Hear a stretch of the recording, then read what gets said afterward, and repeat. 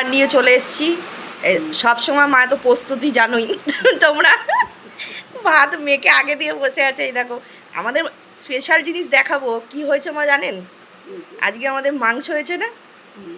আজকে আমরা অনেক দুধ দিয়ে একটা কচি মুরগি ধরে এনেছিলাম, সেইটাকে কেটে আজকে দেখো রান্না সময় হয়েছে। খারাপ বলে যা পাচ্ছে তাই বলে যাচ্ছে। এই দেখো মাংসের ঝোল ডুবে আছে, উঠবে, দাঁড়াও এক্ষুনি উঠবে। এই দেখো মাংসের ঝোল, এটা সত্যিই মাংসের ঝোল। ছোটবেলায় আমরা এটাকে মাংস বলে জানতাম। মাংস খাবো, মাংচো মাংচো এটা। আর এই যে ভাত, এই যে ডাল, এই যে ভাজাভুজি সব।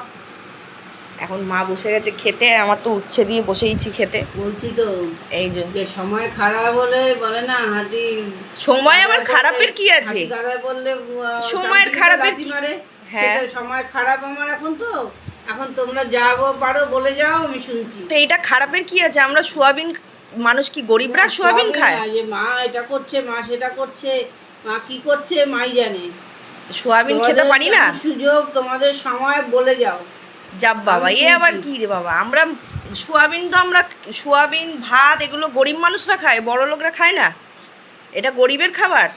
আপনার মনে হলো একদিন নিরামিষ খেলেই গরিবের খাবার? গরিবের খাবারের জন্য তাহলে না, এক একজন আলু মজা সেদ্ধ ভাত করছো, খায়। মজা করছো। এইটা আমার আবার মজার অবস্থার কি জন্য। আছে?